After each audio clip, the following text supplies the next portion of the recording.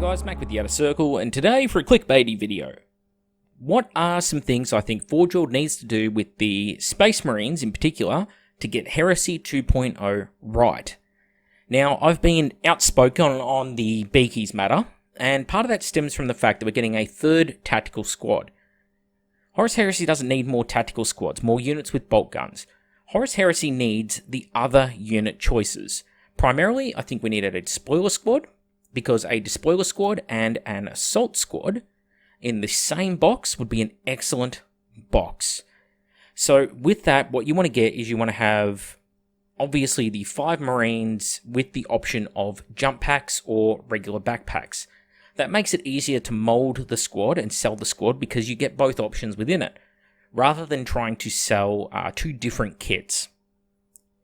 This allows you to have, let's say you don't use the jump packs on the squad. Well, the leftover jump packs, you can use them for characters or for other conversions in your army. So I think it would be a bit of a win-win. Now, obviously, not all of my ideas are going to be the friendliest of ideas for the company to implement, but these are what I think are healthiest for the game. So, Despoiler squad combined with an Assault squad. Since both of these are core unit choices for an army, these are definitely go-tos.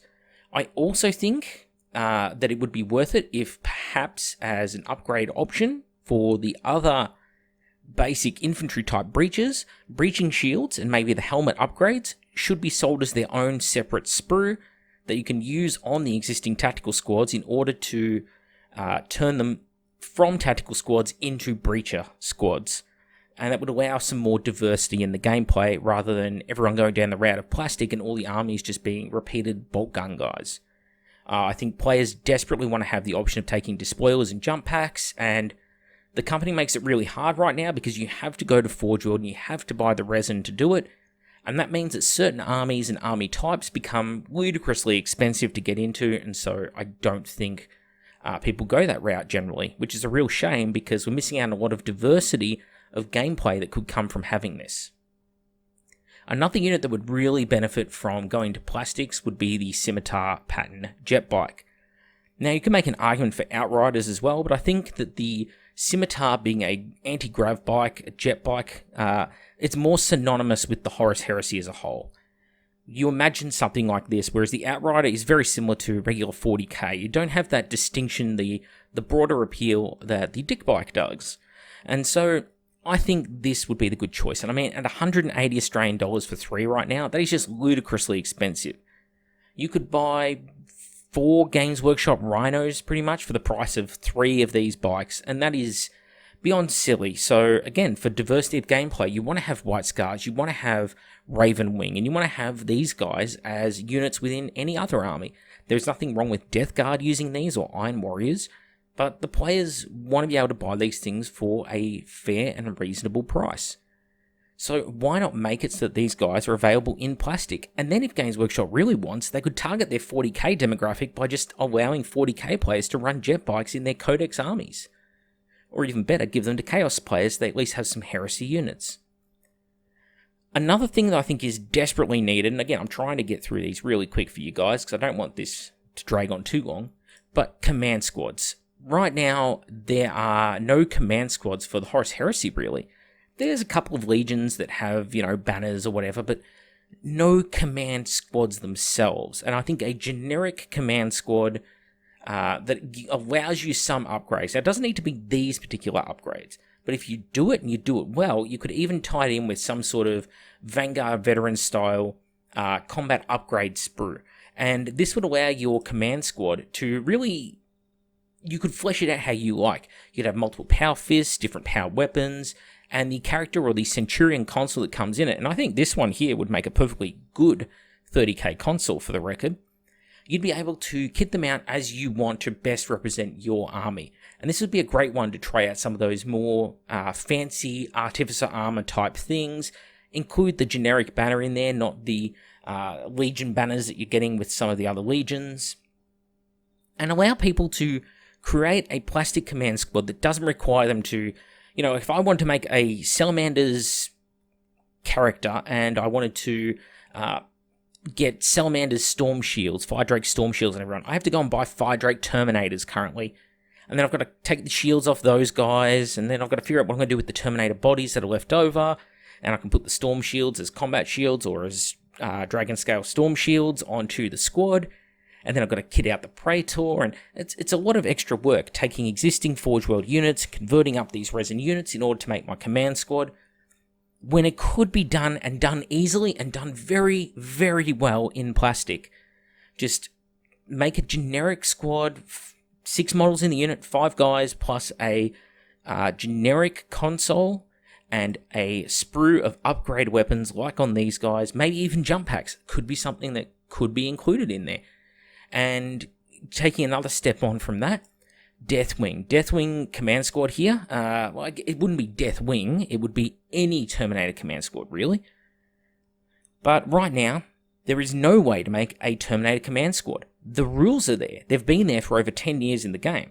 But in order to do it, you have to do things like find banners of different units and then convert them onto your Terminators. And, you know, whilst that is cool to do, and we all like converting, if the whole idea of Heresy 2.0 is to get players in and to make it as easy as possible to utilize this game system, give them the tools they need to do it.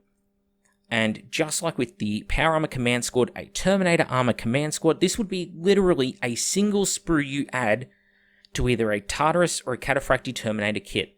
And it just allows them to be upgraded with certain weapons. You just give them some combi weapons in there, a banner for the Terminators, and maybe something to kit out one of the characters to be a console or a Praetor. Hell, you don't even have to include a commander in it. It can be a 5-man box just like this, and that way people go out and they buy the generic Legion Praetor for their Legion from Forge World. Okay, so if it's Imperial Fist, they can go and buy that guy in his Tartarus Terminator armor with his Storm Shield, the giant yellow Praetor, and they can slap him in with this 5-man squad of guys who come with a banner, some combi weapons, and a few different Terminator weapons like Thunder Hammers, Power Fist, Chain Fist, that kind of thing. And again, if they do this, and they do this well, then it's something that really is giving the Heresy players the tools they need to succeed in the game. Another thing they need to do in plastic is Legion upgrade weapons. Right now, they're all in resin from Forge World, and it's a pain in the butt. You don't get enough weapons, you don't get them in the right amount of hands. So, for example, this Nostroman Chainglaves, you've got one for a Terminator, the one-handed one on the right, and the other 4 are for power armor. Well, these should be in plastic, and there should be way more of them in the box. And you shouldn't be paying $40, because that's ridiculous. That's the cost of a Rhino tank almost in Australia. That's half the cost of a tactical squad, most of the cost of a tactical squad. There's a ludicrous amount of money for this. This is not worth that to me, and it should be done in plastic, because we know that they can do plastic upgrades like this for different forces. So make these in plastic and make them for every Legion, because again, you want your Legions to have that unique flavor. You don't want them to all be the same generic cookie cutter, tongue-tied myself, guys, cookie cutter force, where they're all exactly the same, in the same beaky armor, and the difference between them is down to the paint job. That's horrible. They did that in 40k for a decade to the Chaos Space Marines, and people, in fact 2 decades nearly, people hate it. They've said they hate it and they don't like it, and yet they keep forcing it to happen. So let's not force it to happen this time. Bring these out, bring them out in plastic, and make them widely available with multiple ones for Terminators and for power armor for every Legion. It is not that hard. This is the easiest of dies to machine and make. I'll come down there and machine the die myself for it if I have to. Yes, I know how to make dies. Another one, of course, is, I alluded to, Legion upgrades in plastic. We used to have Legion torsos, helmets, and shoulder pads, and they stripped all the Mark II stuff away, and they stripped away all the torsos, and all we have left now is helmets over at Forge World. Why can't we bring that back? Why can't we have them in plastic the same way that they do for Primaris Marines in 40k and for regular Tactical Marines in 40k? If they're willing to make upgraded shoulders and helmets over there in plastic with these little bits of upgrades, like this is a perfect spot to include a Legion weapon. So the squad sergeant has access to his Phoenix Spear, or his Meteor Hammer, or his Death Shroud Power Scythe. Include it in here, maybe.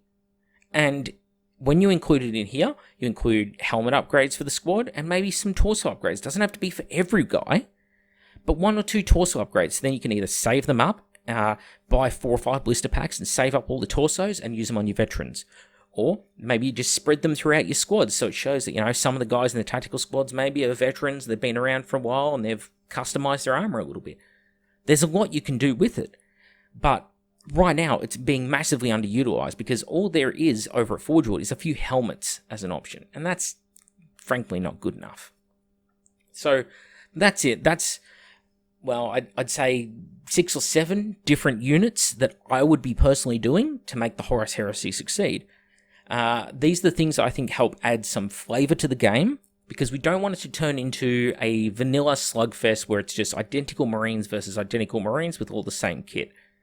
So let's give people the variety, let's give them the options, let's stay away from yet another 10-man squad with bolt guns. Yes, we know it's going to happen, but let's get this stuff out there, and let's really give this edition the best kickoff that we can possibly have. And yeah, I think it's what's just healthiest for the game. Anyway, that's all from me, Mac with the Outer Circle. Thank you all for watching, and I'll see you all on the next one.